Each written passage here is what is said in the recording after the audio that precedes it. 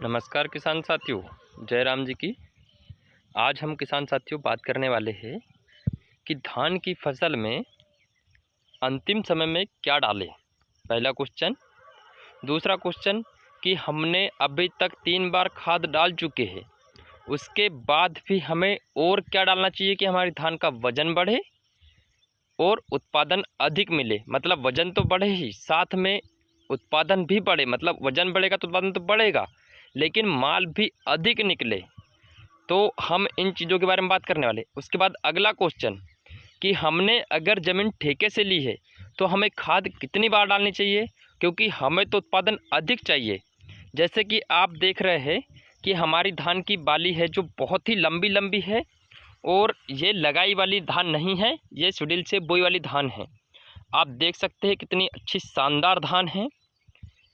तो आप भी चाहते हैं ऐसी धान की फसल बनाना, तो हमारे क्वेश्चन को ध्यान से सुनेगा। 2 क्वेश्चन हम बता चुके हैं, 3 क्वेश्चन पे हम चल रहे थे कि हमने ठेके से ज़मीन ली है, हमें तो उपज ही चाहिए, हमें ज़मीन से कोई मतलब नहीं है, क्योंकि ये हमारे पास आज है कल नहीं रहने वाली है।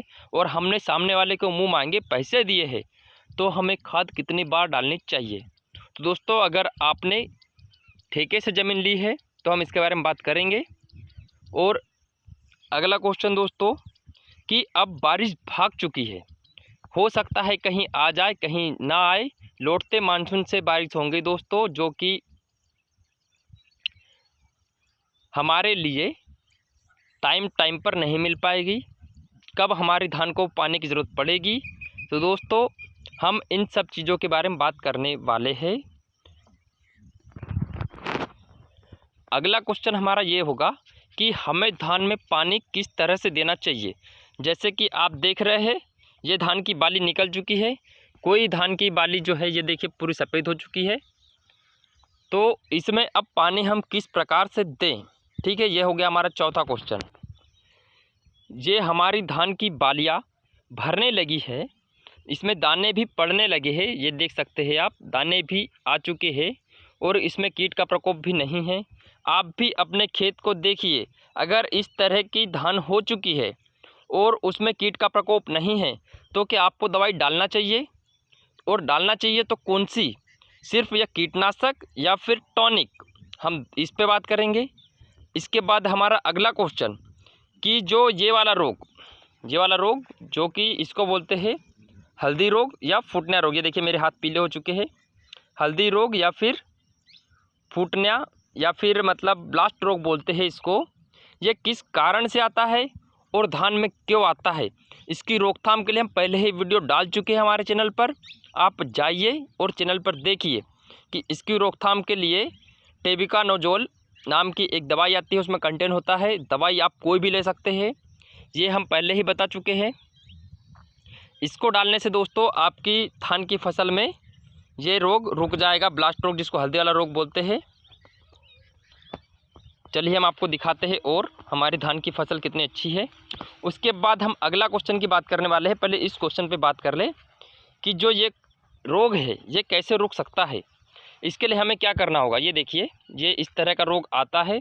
और दोस्तों धान में अगर ये रोग आता है तो जब हम इसको उड़ाते हैं, ये देखिए बालियाँ उसने कितनी ख़राब कर दी है, ये धान को भी ख़राब करता है।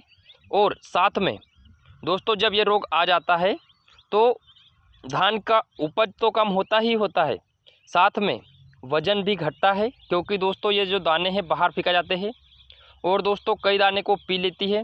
मतलब धान की बालियाँ कमज़ोर हो जाती है, पौधा कमज़ोर हो जाता है, क्योंकि प्रकाश संश्लेषण क्रिया भी कम हो जाती है। और दोस्तों इसके साथ में अगर हम इसकी रोकथाम अगर ये धान में आ जाता है तो इसको जब हम उड़ाते हैं तब भी दोस्तों ये नहीं निकल पाती है। इसमें दोस्तों बहुत ही ज़्यादा समस्या है। सबको मौका मिलेगा ऐसी लंबी बाली करने का, बस हमारे वीडियो के अंत तक बने रहिएगा कि आप भी किस तरह से अगर धान की खेती करते हैं तो आप भी कैसे धान की बाली बहुत ही लंबी लंबी देख सकते हैं कि शेड्यूल से बोई वाली धान है। और एक बित्ता तो देखिए कहीं से कहीं तक एक बित्ते में नहीं आ रही है, एक बित्ते से लंबी ही बाल है। कोई भी बाल देख लीजिए आप, ये देखिए एक बित्ता से तो दोस्तों हर एक बाल लंबी है, धान की बाली भी मोटी है। तो हमारे क्वेश्चन पे ध्यान दीजिएगा। हमने पहला अभी तक हमारे 5 क्वेश्चन हो चुके हैं। अगर आप वीडियो ध्यान से सुन रहे होंगे तो अब हम अगले क्वेश्चन की ओर चलते हैं। अगला क्वेश्चन हमारा ये था कि हम धान की अंतिम समय तक देखरेख कैसे करेंगे, इसके बाद हमें क्या करना होगा। दोस्तों हम पूरी जानकारी आपको देंगे, तो चलिए हम अपने क्वेश्चन से शुरू करते हैं वीडियो। आज का वीडियो सिर्फ क्वेश्चन बेस्ड है, आपको बड़ी ध्यान से सुनना होगा। और आप पहले तो धान की फसल देख लीजिए। सब दूर धान दोस्तों एक सी ही है। सब दूर धान की बालियाँ बहुत लंबी है और सबको धान की बालियाँ लंबी करने का मौका मिलेगा अगर आप इस तरह से खेती करते हैं, हमारी टेक्निक को अपनाते हैं। तो इस तरह की खेती के लिए सबसे पहले बता दूं कि आपको सबसे पहले तो जब भी आप जुताई करते हैं गर्मियों के सीज़न में, तो आपको बहुत ही गहरी, जितनी गहरी हो सकती है उतनी गहरी आप धान की जुताई करिए। ठीक है दोस्तों, चलिए हम शुरू करते हैं अपने क्वेश्चन से। हमारा पहला क्वेश्चन था दोस्तों, धान की बाली की लंबाई इतनी कैसे। तो दोस्तों आपको इसलिए हमने बताया कि सबसे पहले आपको बहुत ही गहरी जुताई करनी होगी। फिर उसके बाद जब आप धान की बुआई करते हैं, आपको 21 दिन के बाद स्प्रे करना होगा कि चारा मार का, खरपतवार का। उसके बाद आपको चारे की सफाई करवा देनी है। फिर उसके बाद आप खाद डालिए, पहली और दूसरी तीसरी आप खाद डाल दीजिए। जब आप तीसरी खाद भी डाल चुके हैं और आपने ठेके की ज़मीन ली है, तो आपको उत्पादन बढ़ाना है और ज़्यादा। तो आपको इस समय पे क्या करना होगा, आपको इस समय पे कोई भी टॉनिक जिसमें दोस्तों gibberellic acid, nitric acid, zinc सेल और सेल जिंक और कार्बन, बोरॉन, मैग्नीशियम, ये तत्व मौजूद हो, आप इन चीज़ों की मिलाकर स्प्रे कर सकते हैं। अगर इन सब चीज़ों को डालने से आपकी धान की बालियाँ की लंबाई बहुत ही शानदार होगी। अगर आप नैनो यूरिया का साथ में और स्प्रे करेंगे तो आपकी धान की बाली की लंबाई और ज़्यादा बढ़ जाएगी। साथ में दोस्तों अगर आपने ठेके की ज़मीन लेके रखी है, तो आपको अंतिम समय पर ये सब चीज़ डालना बहुत ज़रूरी है, क्योंकि आप पहले सामने वाले को पैसे दे चुके हैं। इसके बाद आपको अभी सिर्फ पैसे निकालने पे फोकस करना है कि हम पैसे कैसे निकालें। दोस्तों आपको यही प्रयास करना होगा कि हम उसमें अधिक तो ज़्यादा तो नहीं डाल सकते, क्योंकि अधिक ऐसा नहीं है कि जहाँ 2 बोरी खाद लग रही वहाँ 4 नहीं 5 नहीं 6 डाल दो। तो दोस्तों यूरिया डालने से कुछ नहीं होने वाला है। अगर आप 6 बोरी यूरिया 1 एकड़ में डाल देंगे तो दोस्तों वो धान आपकी खड़ी बिल्कुल नहीं रहेगी, पूरी तरह से गिर जाएगी, बाली भी ठीक से नहीं भर पाएगी। क्योंकि दोस्तों उसमें की बढ़वार इतनी हो जाएगी, इतनी बढ़वार हो जाएगी धान की हाइट कि दोस्तों उसका खड़ा रहना मुश्किल हो पाएगा। इसलिए आपको जो बता रहे हैं आप उसको अपनाइए, आपकी धान की बाली भी स्वस्थ रहेगी। और हम अगला क्वेश्चन पे चलते हैं कि क्या अब ये दाने भर चुके हैं तो कीटनाशक की आवश्यकता पड़ेगी या नहीं। अगर दोस्तों आपने अभी तक कीटनाशक का प्रयोग बिल्कुल नहीं किया है, तो आपको कीटनाशक एक बार डालना चाहिए।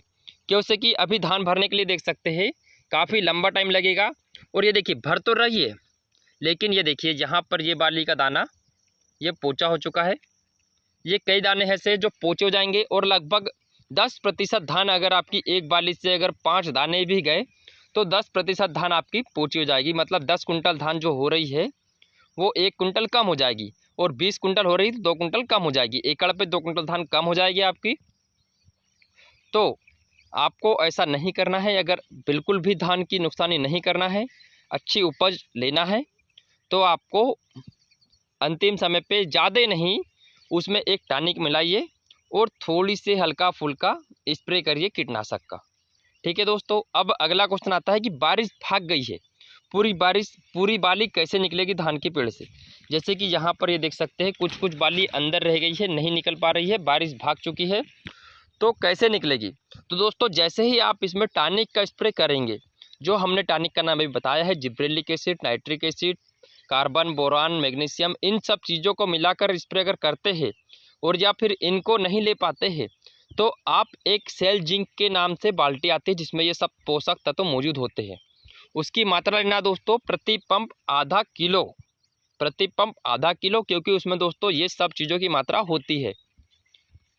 Phosphorus, nitrogen, carbon, boron, magnesium, इन सब चीज़ों की मात्रा उसमें होती है। तो आप उसको मिलाकर स्प्रे कर सकते हैं अगर कोई टॉनिक नहीं लेते हैं तो, लेकिन मात्रा आधा किलो रहेगी। 10 किलो की बाल्टी आती है तो एक पंप में आपको आधा किलो स्प्रे करना होगा। ठीक है दोस्तों, अब हमारा अगला क्वेश्चन था कि जो ये हमारा ब्लास्ट रोग आ गया, हल्दी वाला रोग, इसके लिए रोकथाम कैसे दोस्तों? अगर आपकी धान में ये रोग आ जाए, आपकी धान में ये रोग आ जाए तो आपको सबसे पहले इसमें टेबुकानोजोल दवाई का स्प्रे करना होगा। कंटेन होगा टेबुकानोजोल, उसमें कंटेन होगा ज़्यादा मात्रा में। और दोस्तों हम इसकी पहले ही वीडियो बना चुके हैं। आपको अगर आ जाए रोग तो हम नाम यहाँ पे बता दे रहे हैं। उसकी रोकथाम आप ऐसे कर सकते हैं, आपकी प्लॉटिंग में जिस तरफ से ये रोग नहीं होगा उस तरफ से आपको डालना चालू करना होगा। जैसे कि आपके खेत में इधर साइड से रोग नहीं है तो आपको उधर से रोग डालना चालू करना होगा, और इधर साइड से रोग है तो इधर साइड पे लास्ट पर डालना होगा। उस साइड से डालते आना होगा और इस साइड पे एंडिंग करना होगा। ऐसा क्यों दोस्तों? क्योंकि कि हल्दी वाला रोग संक्रमण के कारण फैलता है। जैसे कि हम इस बाली के करीब से जाएंगे, ये हमारे कपड़ों में घिसाएगा और अन्य बालों तक पहुंच जाएगा, तो ये रोग की रोकथाम नहीं हो पाएगी। और हम भले दवाई का स्प्रे कर रहे हैं लेकिन ये रोग वहाँ तक पहुँच जाएगा, धीरे धीरे करके पूरी खेत में फैल जाएगा। तो आपको इस कंटेंट के साथ, और ये दवाई आप कहीं से भी ले सकते हैं, और आप डाल दीजिए। उसके बाद ये रोग की बात हो चुकी है।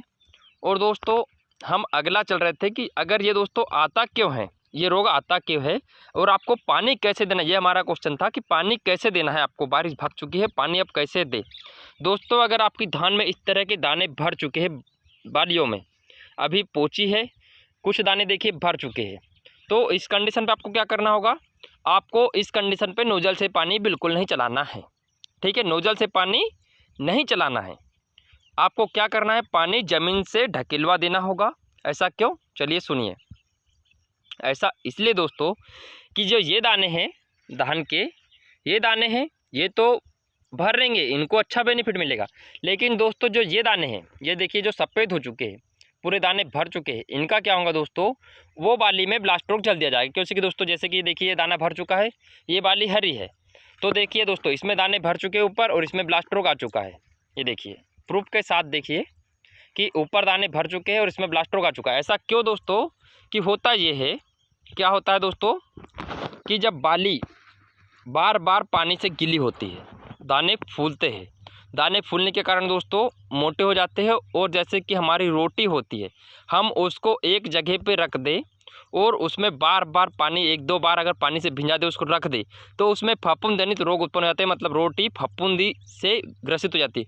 उसी तरह दोस्तों ये भी संक्रमण फफूंदी के द्वारा ग्रसित हो जाता है, क्योंकि दाना बार बार गीला होता है और सूखता है, तो ग्रसित मतलब रोग से आना तय हो जाता है। दोस्तों ये कुछ धान की वैरायटी पे भी डिपेंड करता है कि किस धान में अधिक आता है, किस में कम आता है। जो 468 धान की वैरायटी है उसके दाने काफ़ी मोटे होते हैं, और दाने मोटे होने के कारण दोस्तों उसमें रोग ज़्यादा आता है, क्योंकि दाना तो मोटा होता है, साथ में उसमें जब फूलता है दाना, बार बार सूखता है, तो और ज़्यादा मोटा जाता है, तो बाहर निकलने की संभावना ज़्यादा बन जाती है। दाना मतलब मोटा होगा तो सिंपल सी बात है ऐसा बाहर निकल जाएगा ये रोग से। इसलिए दोस्तों, और जो इन बालियों का तो बेनिफिट मिलेगा नोजल से पानी देने पर, लेकिन इनका नहीं होगा क्योंकि इसमें रोग ज़्यादा धीरे धीरे फैलते रहेगा। ठीक है दोस्तों, तो आप इसकी रोकथाम इस तरह से कर सकते हैं।